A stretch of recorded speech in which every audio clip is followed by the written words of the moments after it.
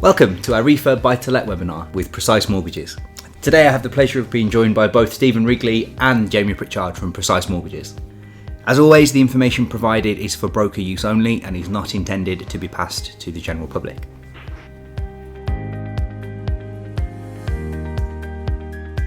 So my name's Kris Corns, I'm the Operations Director here at Crystal Specialist Finance. At Crystal, we are dedicated to the intermediary. We are obsessed with service. We are a multi-award winning business and we've been in existence now for over 40 years. We have over 80 lenders on our panel, we have over 50 colleagues working with us, and we have over 200 years combined staff experience. We are dedicated to the intermediary, that's all we do. 99% of our business comes direct from brokers like yourselves. We understand the broker market, we understand the specialist distribution space, and that's where we're quite comfortable. 2019, as you can see there, we were very proud to win 6 awards, being honoured by our industry peers. Specialist Finance Broker of the Year, Commercial Distributor and Commercial Broker of the Year at the SFI Awards, Bridging Broker of the Year at the Mortgage Introducer Awards, Best Specialist Distributor at the BNCs, and Best Specialist Partner for TMA. We're very proud of that. It just underlines the work that we do. We don't work for awards. However, when you've got other people saying that you're doing a very good job as well, it does add a little badge of honour. It does make you feel good about what you do. And it shows that the work that we do here is appreciated, and it shows that our processes and our practices are correct.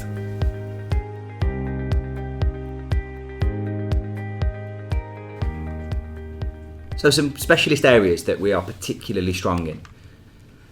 Adverse credit. You would expect a specialist mortgage to be adverse, but adverse can take many different forms. It can be simply a low credit score, through to arrears, defaults. It could be someone having no credit. It could be someone having no UK credit. Or it could be the complete opposite end of the spectrum where it is horrendous adverse credit. We do numerous deals to stave off bankruptcy, to prevent repossessions, to put the client in a more sustainable position moving forward. Tight deadlines. It's amazing how many clients come to you with a problem which is I need to complete within X amount of days, weeks. We've recently completed a deal in as little as 10 hours from start to finish. That is an exception before you will start sending cases to pay out tomorrow, but it can be done for the right scenario and where the customer, solicitor, broker and valuer are all on board providing the right information at the right stage. Lenders within the specialist space are extremely flexible. A lot of them are still very manual, which therefore means, obviously you've got the negative side of that, which means paperwork, which means things need to be manually read and understood. But the benefits of that are that it's still a person making a decision. So therefore they can take a view on certain things. They can tick certain things off based on other documentation that's being received rather than needing an item to satisfy every request. Overseas borrowers. UK property has always been seen as a strong asset class. Throughout the last few years, we've seen consistent investment from overseas borrowers, both UK nationals that may be expats or have got limited companies based abroad, and also foreign nationals that are looking to purchase into UK properties. Key element there is just understanding the UBO, the ultimate beneficial owner, but also understanding the source of funds. If we can satisfy both of those, there is some very, very good business to be done for those customer types. Very hot topic over the last few years is portfolios.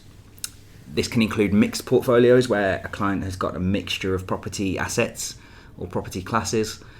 So some commercial, some residential, some HMOs.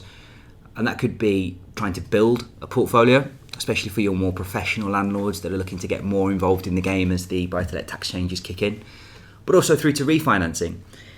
Another of the negative impacts from the buy-to-let tax changes, recent DSCR changes have stressed portfolios greatly. So we've seen a number of clients over the last few months whose portfolio simply now doesn't work the way lenders need to look at them.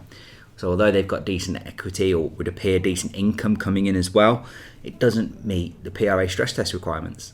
So therefore we can work with those borrowers either to find lenders that will take views on certain things or to look at breaking the portfolios up into different areas so that we can bring them back in line and make the client mortgageable again and return them to market and enable them to develop and move on with their business plans. Unusual property types, always been a staple of the specialist market.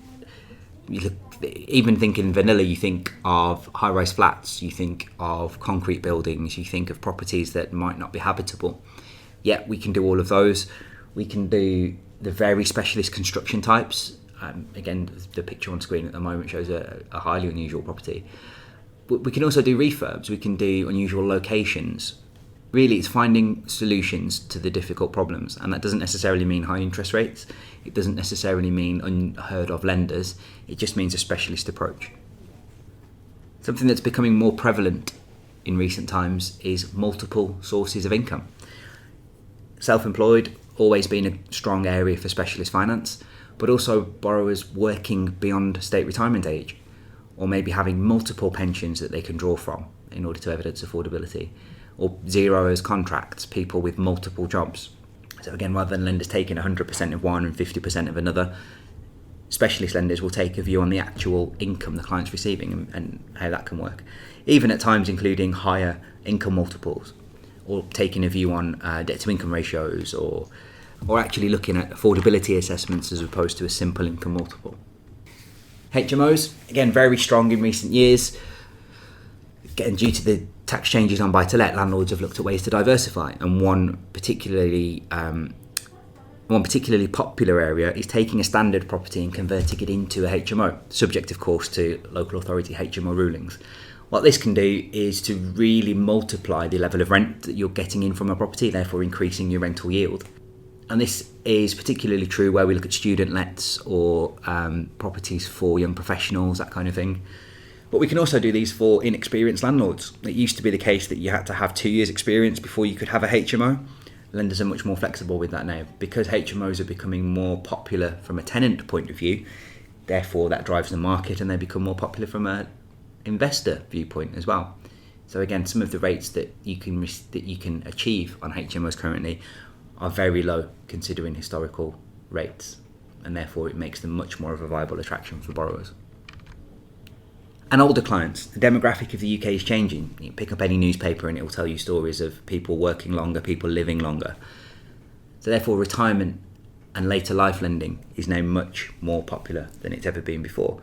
The default now isn't to go to equity release. There are now later life lending products, retirement interest only, that kind of thing, that could provide a much more suitable solution for your borrower. So from a responsibility point of view and from an advice point of view, we do need to be considering all of these different options when we're looking at client scenarios.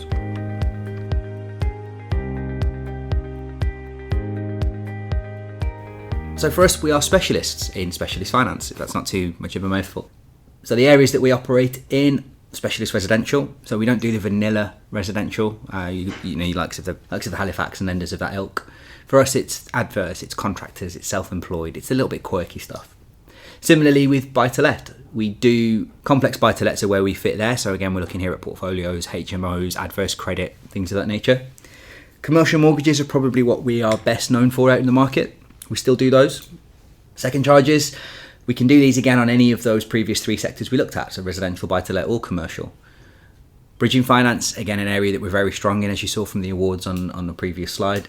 And development finance, it's great to see the market bouncing back now. It's great to see investors that have been sitting on land that are now looking to push forward with that.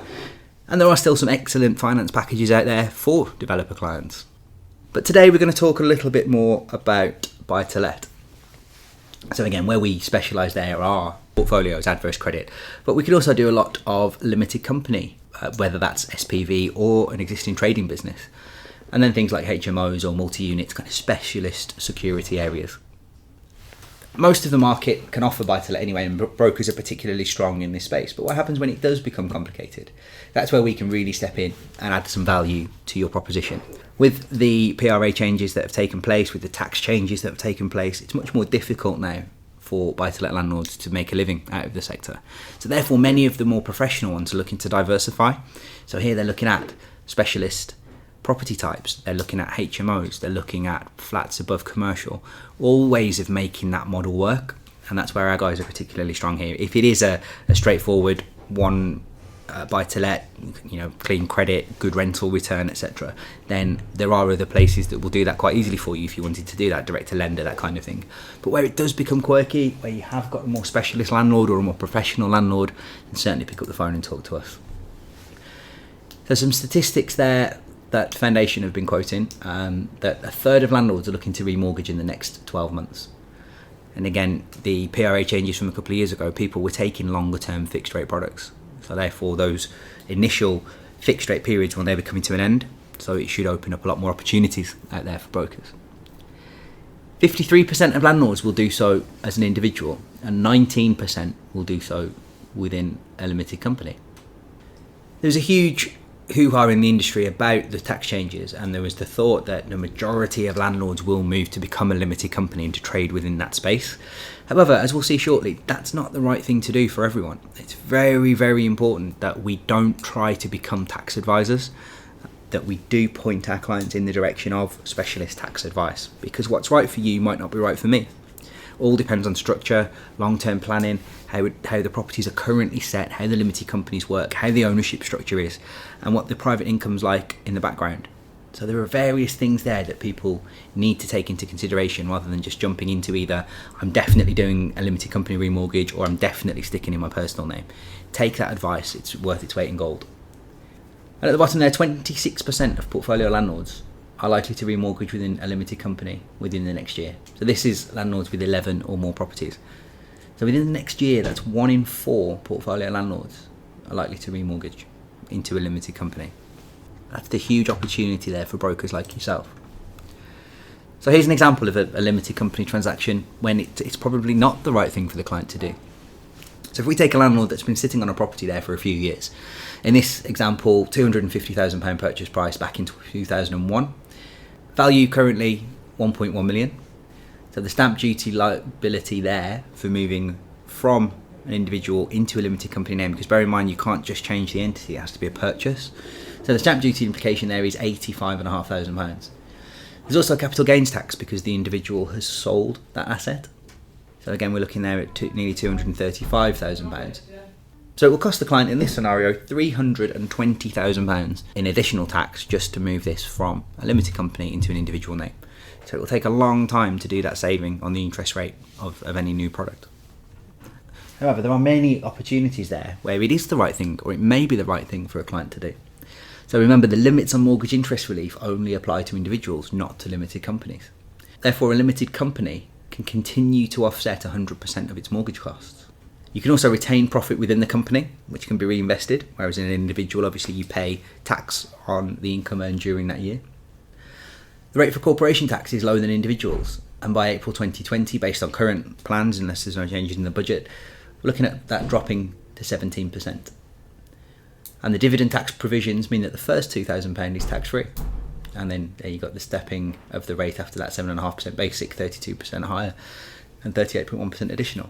So dependent on your individual landlord circumstances, there are many opportunities there where it could be the right thing for them to do. So looking at HMOs, so some precise mortgages stats here for you. So 21% of landlords are looking to add HMOs to their portfolio in this coming year. There is currently an estimated 0.8% increase in rental yields for HMOs over the market average in 2019. And landlords with 11 or more properties typically have, on average, 3 different property types. As you can see there, terrace houses are the most popular type of property, with about 50% of landlords planning to purchase them this year. However, 40% of landlords plan to sell them. So as much as we're saying there's opportunity there in that you've got existing landlords looking to purchase more properties or coming up to refinance times at the end of fixed rate periods, but you've also got landlords exiting the market, people that are going to be hit with those tax bills that maybe they weren't expecting or haven't calculated correctly, which means they just don't want to be involved in property anymore. So what we're also seeing is properties coming to market, good investment opportunities coming to market that are very attractive to a lot of professional landlords. And then the final stat there, so 8% of landlords who currently hold HMOs in their portfolio plan to sell them. So probably two main reasons for this. One, these landlords are already professional landlords, they're already achieving good rental yields from it. But 2, they would also be more professional landlords if they're holding HMOs. Chances are, if you look at the traditional inexperienced landlord, as it was called, someone that maybe owned one property in the background, worked a full-time job and had a property maybe that they were looking at as a pension pot or something like that, chances are it would be a standard terraced house, or a lot of new build flats were purchased in this way. Quite simple really to manage, assuming you haven't got a duff property. Whereas HMOs are much more difficult, much more hands-on, much more involved, so therefore they're much harder for as a standard inexperienced individual landlord to look after. Whereas if you have a property company or you are a professional buy-to-let landlord, you're much more geared up to that type of property. So we touched on PRA changes, and this is something that we've talked about now for a year or so, and it's something that people still continue to underestimate. There's a big difference between an individual landlord and a portfolio landlord. So when we look at the more specialist lenders, the questions that they're asking are much more detailed. So therefore it can appear to be a more difficult application process. It's not, it's just different. So working with Crystal, we can work this list with you, we can work through the experience, we can get to the bottom of all these questions a lot of the time without even needing to ask them, just through an initial fact-finding conversation or trying to understand where the client's coming from. So you can see on there a few examples of what they look for: a review of the customer's portfolio, what spread of products do they have, how highly geared is it. I'm sure some of you may have used the eTech portfolio where you enter the details and it gives the underwriter a snapshot of the portfolio. Can the customer's model cope with rising tax costs? Do they have a long-term plan in place? Lenders must also look to see that they've reviewed the customer's overall cash flow. And again, they've all got their own interpretations of this. So dealing with one lender, they'll do it one way. Dealing with another lender, they'll do it the other. And again, the AML changes last week for limited companies, where it's much more now about getting to the bottom of who the beneficial owners are, rather than it just being, oh, it's a limited company so we can hide behind it. It all needs to make sense. It all needs to be understood and explained to the lender. And again, the lenders are still really strong in this space. It's just the fact that nowadays we need much more information. We can't just hide behind the fact that it's either non-regulated or it's a limited company. There's much more involved. But again, the guys here at Crystal are really experienced within that. You'll hear from the Precise guys shortly, and they will tell you again how experienced their underwriting team is and how they view transactions. Although there are more rules and there are more checks that lenders need to do, that doesn't mean it's a worse environment. So currently at Crystal we can offer loans from £25,000 upwards. And again on the right there we can do limited companies, portfolios, trading companies, SPVs, HMOs, vacant properties, and we can do that across England, Scotland and Wales. And the rates start from 1.99%. And this is apparently a specialist buy-to-let. Some of those rates there are comparable with mainstream. Loan to values can go up to 85%. And again, lenders will look at a variety of circumstances, including adverse credit and lack of experience.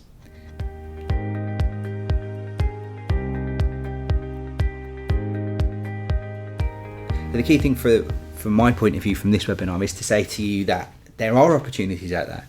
If you do meet investor clients or you do meet clients that have got a plan or a proposal or a project that looks a little bit difficult or a little bit cumbersome, pick up the phone and speak to us.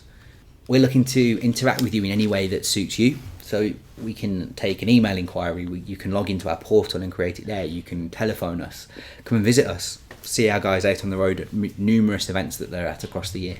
Basically what we're looking to do there is to trigger an inquiry. So that inquiry means that one of our, what we call underwriters, but one of our new business team, pick up the phone and speak to you and try to get to the bottom of exactly what you're looking to achieve from the transaction. What does your client want to do?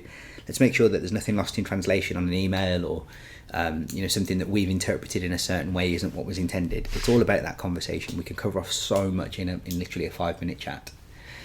What we'll do then, once we've got that info, the guys will source the most competitive and relevant product that we have on panel and issue some terms to you. They'll then give you a call and talk through that. Is it what you were looking for? Did you want a fixed rate? Did you want interest only? How do we need to get this structured? And really try and work with you to shape that transaction. At this point, there's no credit searches done. There's no commitment from the client or anything like that. It's literally just a conversation between us to see how we can structure it. If the client is then happy and wants to proceed, we then ask them to, or yourself, to complete the application form and submit that to us. Again, there's no application fees or anything like that paid. What we may do at this stage is ask for the valuation fee to be paid to us. That is refundable if the client doesn't proceed. Basically, this just acts as a sign of commitment. It just shows that the client is serious about proceeding and that we can move forward with the transaction. So at that point, we can then do the credit search. We can do the land registry search. We can make sure that all the information that our quotes were based upon is actually correct and that the client hasn't forgotten about the CCJ or the mortgage arrears that were sitting in the background that we see far too often. And then it becomes the job of our loan managers. So processing team, you'll have a dedicated loan manager that will then take that case through from application right the way through to funding. Now where we're a little bit different is that we don't stop at offer. We see this right the way through to completion. So we'll even work with the solicitors in order to get some of those onerous conditions or difficult issues resolved. And for us, it's about working with you and your client right the way through till that money's released into their bank account. So again, we see it as a one-stop shop for all of your specialist needs, but we also see us as being integral to that process right the way through. So in a nutshell there, that's what we can offer for you on Specialist Buy-to-Lets. It gives me great pleasure now to hand over to Stephen and Jamie from Precise, and they will talk you through their proposition.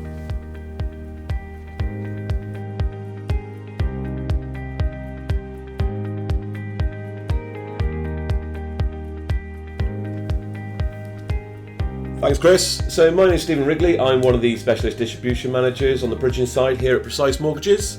My name's Jamie Pritchard. I'm the head of sales at Precise Mortgages. So Steve, what when you're talking to your brokers out there in the field, what are you sort of looking at for how they can help clients grow their portfolios? Yeah, so one of the questions on my side is how do I help my clients grow their portfolios a little more quickly? And often one of the answers to this question can be via the use of bridging finance. Now, bridging finance is perhaps one of those areas of finance that not everybody tends to get involved in. And as I'll give you a bit of an example, if I ask to sort of say the word bridging finance, what sort of words sort of spring to mind? Well, I get when I get asked about it, it's about cost and too expensive, things like that spring to mind. I don't have clients who need it. Yeah, and those are some of the sort of words that we often get back. In fact, I sort of asked the same question at a broker presentation a few weeks back, and some of the responses I typically got were words such as expensive. It can be fear of typically surrounding the exit. But then often sometimes we get words such as flexible and invaluable. And so perhaps some of you out there were thinking some of the same words. So I guess what we want to do today is just to explore a bit about bridging finance. It's ultimately a needs-based solution like any other mortgage, and when used effectively, doesn't need to be expensive and can be a hugely useful tool in your locker. So today we're just going to run through some of the options available to help your clients grow their portfolio and accelerate that equity growth by utilising products such as our Refurb Buy-to-Let and our award-winning bridging finance range. And we'll be revisiting some of those earlier words throughout the presentation. Okay, so barge boat. So these are the type of properties that we're looking to lend on at Precise Mortgages, Steve? Sadly not. So whilst we have a whole raft of criteria here at Precise Mortgages, canal boats isn't one of them. But ultimately, it doesn't need to be a canal boat these days for it to be a difficult place. For a property to be unmortgageable, it can be as simple as having no bathroom, no kitchen, slightly tired, deceased estates. And these tend to be the types of properties that your clients, your landlords are sniffing around for at the moment, looking for properties where they could potentially add value. Okay, so I get asked quite a lot of questions around EPC ratings and that. These are the type of properties which would be suitable for bridging purposes, which maybe not be suitable for actually first charge mortgages?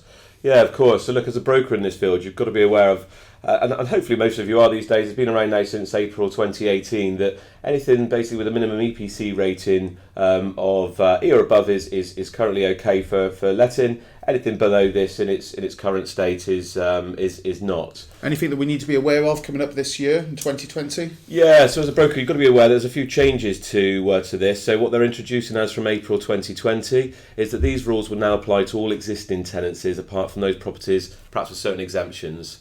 That may be properties such as listed buildings. Okay, excellent. The other things to be aware of as a broker is your landlords essentially, it would be unlawful to rent a property that breaches these rules and potentially facing fines of anything up to £4,000. Okay, so something that brokers need to be aware of when they're talking to their landlords going forward. Correct. So, as Precise Mortgages, what would you say when you talk to your brokers could be some good options to buy the properties that we were just discussing that may be failing EPC ratings? Yeah, so one of our fastest growing areas last year was our refurbishment buy-to-let product, which has gone down particularly well with brokers. This, in essence, is a hybrid product. It's one application form, one process, and one underwriter, but at the end of which you receive two offers. One of which being for a bridge in order for your clients to purchase that property, and the secondary for a buy-to-let exit, giving you the surety of an exit. Now, the only caveat there is providing that there's no overall change in the client's circumstances and the property meets the expected valuation once the refurbishment works are completed. So when we talked earlier in the presentation about one of those words that crops up often when discussions with brokers being that fear of exit, This product essentially has been designed to move to allay some of those fears. Okay, so it's a bridge, and then we've got the buy-to-let, but that will all be linked into this one process. That's correct. Okay. Have you got any information about how we can bring this alive a little bit more? Yeah, certainly. We'll have a look at a case study on the next slides. So one of the most important forms that you'll see is this one on screen. This is a schedule of works. You can see a completed example here. It's crucial that your clients provide the right level of information on this particular form. Have you seen differences between how schedule of works have been filled in when brokers have sent these in for their clients? We see wildly different schedule of works, everything from the sublime to the ridiculous. So a couple of weeks back, I had one of our broker's clients kindly fill in the form looking for a 50k uplift on a project, and with a lick of paint and a smiley face kindly put after that one with 1 week's worth of work. Everything from, we've got another chap who supplies us with CGI imagery, full listings, full costings, where that's coming from, the nature of the works undertaken, and perhaps some of the projects that he's undertaken previously. But what that does, it allows the surveyor to bring that project alive and visualise what that project's likely to look like at the end, also allowing the surveyor to put a decent afterworks valuation on that project. So more effort into getting the correct schedule of works that fits into what they're going to do for the project would, in a sense, make the process slicker, would it, for the landlord, for the broker themselves, so they don't have to keep on revisiting the case? Yes, correct. Look, getting the schedule of works right first time is crucial. And if you need any support with this one, either contact the team here at Precise, or the guys here at Crystal will help you with this. So let's take a case study and take a look at how this product works in real terms. So we've got here one of your clients has found a property with a current value here of 100,000. Perhaps they feel with a bit of work to it, perhaps a new bathroom, new kitchen, a lick of paint, perhaps a rewire. We could be looking at an afterworks valuation uplift of 150k. Where would they get the idea of that the afterworks valuation would be £150,000? So I think doing your research is crucial on these. Websites now, Rightmove will give you sort of sold prices in the local area. Websites such as home.co.uk will give you average selling prices in particular postcode areas. Ultimately, the surveyor is going to be looking at the afterworks valuation. Do you feel that afterworks valuation is reflected in the marketplace? And does this just need to be for a single let, or can it be used for any other purposes, Steve? For this one, it can be utilised either as ultimately for clients with existing projects. So it could be that they've got existing properties that are failing EPC ratings that need to be works need to be undertaken before they become mortgageable, or it could be for a brand new purchase. The product in question also applies, or can apply, if you would, for C3 C4 usage, so HMO conversions. Okay, so what do they need to be aware of with the sort of C3 to C4 difference to converting it into HMO? So I think crucially here, timescales, it's like refurb works only. It's got to be done under permitted development rights, and just be aware that your LTV reduces down to 70% gross as opposed to 75% on a standard single unit if we look at a standard AST. Okay, so important for a broker when they're talking to their landlords to understand that the area that they're buying in and looking to refurbish properties in as well. Yeah, so look, as a broker, just be aware of those clients purchasing in Article 4 areas, because moving forward, it's likely these will looking to need planning, so perhaps not suitable for this particular product. So, bring this alive. Your clients have rocked up and have purchased a property for 100,000. We're now looking at the refurbishment buy-to-let product for them. What we have here, as you can see on the left-hand side, is what your client needs to meet in terms of funds. So first and foremost, your client would need to meet the deposit. They would have to have the funds for the solicitors. Be aware that some of our panel solicitors will offer a joint sort of joint rep set cost solution for this particular product. Your client will need to meet the valuation fees. There is only one valuation fee. However, within that also includes the costings for the re-inspection, and of course the monies for the refurbishment costs. So what are they getting out of that then? So what are they going to be doing regarding the output from this property? So look, the great news is we have a set product range, but within that product range we have our tiers 1, 2 and 3. So this product is suitable for clients with credit blips along the way. You can also exit out anything up to 80% on the afterworks valuation. And our product range includes 2 and 5 year fixes. So ICR allowing we could look towards top slicing, or we could look at our pay rate solution on a 5-year fixed, subject to ICR. Okay, so can they use the buy-to-let calculator to give an indication of what they feel the rental will fit in and how much loan they'll get right at the outset of the deal? Yeah, spot on. So we actually have a calculator online that works for both the front end and the back end for this particular product, which you'll find at precisemortgages.co.uk. And further question, can they do this in personal name and in limited company, Steve? Personal and limited, yes, either or, not a problem at all. Okay. So what essentially it's allowing your clients to do is it allows the client to add value to the property, and it allows them to then refinance, take some of that and move on to their next project. The good news is that we pay a bridging procuration fee on the bridging side of things and a procuration fee on the back end exit as well. So I can see that you've got, well, on the left-hand side, looks like I've been doing some cooking in that kitchen, so that's the sort of remnants of it. So how long do you reckon, when you're looking at refurbishment buy-to-let deals, is it taking for landlords to go from before and after? So what do brokers sort of recommend is the best time frames? Yeah, so it's crucial here, as you can say quite rightly, as somebody who's either burned down or taken out the kitchen, one of the two on the left hand side, and there's an after sort of shot there for you as well. Timescales are crucial with this particular product. So your back end mortgage offer for the buy to let is tied to the front end valuation, and that's 6 months. So in terms of timeframes, once you allow for the work to be undertaken and legals, I would suggest projects probably up to around the 3-month timescale would be suitable.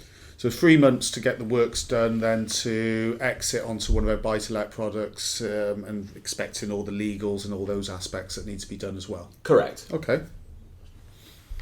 So as you can see here, it's the same shot, same house. The other things to be aware of, something that we find time and time again, we often have brokers sort of speaking to ourselves about here at Precise, is they're often frustrated where they find some of their clients have not told them that the project is a refurbishment job. They've tried to position the buy-to-let with a sort of high street lender. It could be, look, ultimately it's a bit tired. That you manage to sneak that through on a valuation with a high street provider. However, very typically what tends to happen is the valuer then comes back with a much lower rental figure. So perhaps rather than £1,000 a month, it could be that it's come back at 700, and then invariably your client has to opt for a 5-year fix, fixing them in for 5 years. Your clients then run away and do the refurbishment works to that project, and then knock on your door 2 months later asking to pull out both the equity and the uplift on the rental figure. So what this product essentially allows you to do is it allows you to advise your clients the right solution to this particular problem, allowing the clients to purchase utilising a bridge, undertake the works, and then move on and take out on the uplifted value on the back end. So maximising the potential rental in every property by just getting it into the right lender, the right solution for the broker's customers every time. That's correct. Okay. So I'm a details man. What does the process look like from front to back for me, Steve, as if I was talking to my brokers? No problem. So let's have a quick recap. So look, first and foremost, pick up the phone to the guys here at Crystal Specialist Finance, and they'll advise you how to complete the application form, give you any steer you need on that schedule of works in order to get this process started out. So the application form comes in, we're looking at initial assessment. That would depend on how complex the client's background is, but we should be looking at no more than 24 to 48 hours on that initial assessment, at which point we would instruct valuation. Provided that comes back in okay, we'd be looking at issuing the 2 offers, as we say, one for the bridge in order for the client to purchase that property, and the second offer giving that client the surety of exit. Bridge would then complete, the client would undertake the works, pick the phone back up to the guys here back at Crystal, they would let us know, we'd go back in for our re-inspection, and then we'd be looking at completion. So Steve, what other areas are you talking to your brokers about bridging?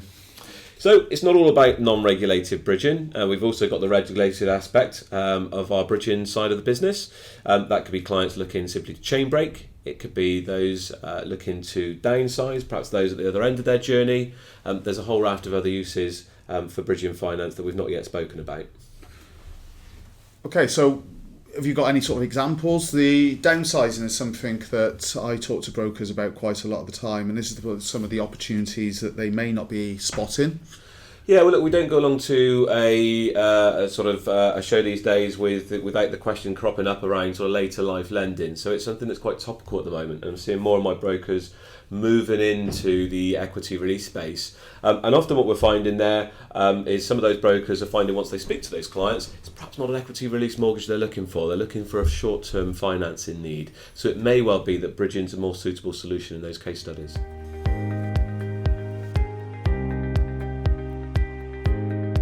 So I'm in the same position. I get a lot of brokers talk to me about their customers, seeing if equity release is the right option for them and whatever options they've got for them. I'm sure you've got an example which you can bring alive that helps with these downsizing and how bridging can help. Would you believe it? Blue Peter Star. So yes, we do. So here's a case study here. So we've got Mr. Parker here on the left.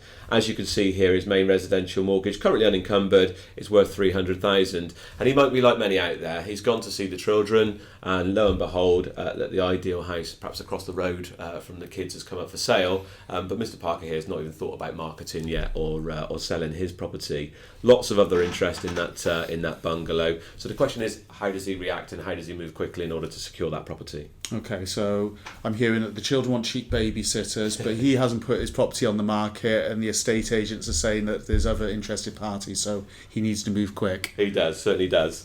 So let's take a look and see how that looks in real term. Okay, so what are the costings? I've seen some of the fees here on the slides. Can you break them down for me, please, Steve? Yeah, certainly. So as we can see here, we've got an interest rate coming in at 0.49 a month. So that's a sub 50% LTV rate here. We were able to take a charge in this case scenario over both securities. So that gives us 300 from the main res, 200 in terms of the new purchase. And so therefore we were able to front the full 200,000 here in order for him to complete the purchase. Fees you've got here are 4,320, all of which are rolled up into the loan, as is the interest here, where you can see on the bottom. For those who don't use bridging as much from brokers' perspective, do they forget that you're using both properties and securities to help the deal and bring down the cost of the deal itself with the LTV? Yeah, of course. So we can often secure against both assets. If you do have a sort of piece where there is a mortgage on the front end, we don't blend rates, so you'll always get your first front charge rate. So you've got a slide here with retained interest. Can you explain to me a little bit more how the interest works at Precise Bridging? Yeah, so we calculate our interest daily, and ultimately the client only pays for what they use. So going back to the start of the presentation, one of the questions or one of the words that often is associated with bridging tends to be expensive. As we can see here, it really just comes down for Mr. Parker in terms of cost, how long he holds that bridge for. So typically on a regulated bridge, we'd be looking at a 12-month term to allow Mr. Parker a suitable enough time frame window to sell his property. But ultimately, if he sells that property, as you can see here, in 6 months, he'd be looking at an interest cost of just over $6,000. So he pays for as long as he needs the bridge for. That's correct. But you give him a term which is long enough to give him the opportunity to sell that security in the background. He needs to have a suitable window for sale. What would you recommend to brokers? What tool could they have a look on to see where the properties could be selling?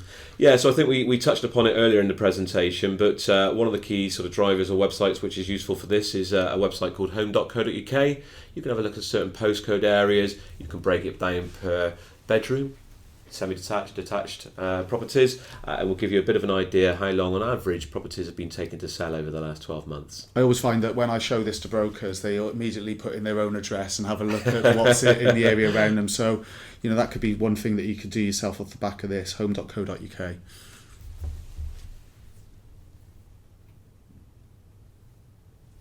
So Steve, you've talked about the 0.49 in Mr. Parker's case study. How do you define your pricing at Precise? Yeah, so our pricing here at Precise isn't actually defined by sort of regulated or non-regulated. It's more about what level of works are due to be undertaken on that particular property. So we have standard and light refurb. Our pricing there remains the same, and then we have a sort of heavy refurb option. So what brings a property into being a heavy refurb as opposed to a light refurb? So light refurb. So as you can see on the slide here, light refurb will take you all the way through to build up to the building regs. No sort of major changes in the overall use of that nature of that property, and the property must stay wind and watertight throughout the renovation. Okay, so you can actually go right up to being, in essence, a shell of a property as long as you're not changing the structure and any planning's needed. That would still be considered like refurb? Yeah, as long as there's no sort of major internal wall layout changes, and as I say, it stays wind and watertight. So what would be heavy refurbishment then, Steve? So heavy refurbishment would be, I typically suggest anything you're going to take a sledgehammer to. So if you're going to go left, right, up, down, so anything where you're looking at perhaps an extension, it could be that you're doing a loft conversion. We could be looking at those properties going from single units into multi-units. It could be the other way around, multi-units into a single unit. It could be that you're looking to take something that's perhaps an old commercial unit, if you would, that may have been a house previously that you're looking to take back to a residential property. But if the broker's got any questions for the landlord's deals that they're trying to do, would you recommend that they speak to yourself or Crystal first of all about the deals to see if it would fit? Spot on, yeah. Look, if you're unsure in the first instance, pick up the phone to either myself or the guys here, and they'll give you some real steer as to where your project sits. Typically, heavy refurb is anything that's involved in planning permission, and it's crucial that planning permission is already in place before the project starts. Good tip.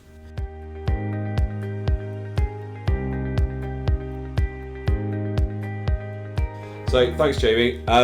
So hopefully we've showed you a few ways in which we can help your clients accelerate their portfolio growth utilising bridging finance. Perhaps that's using the Refurb buy-to-let product range. Perhaps that's using light refurb or heavy refurb bridging. It may be non-regulated, it may be regulated.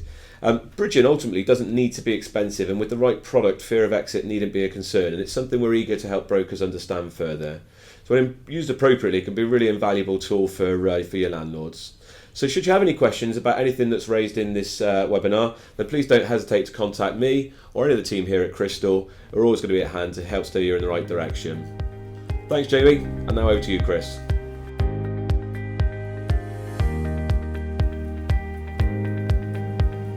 Thanks, Jamie. Thanks, Stephen.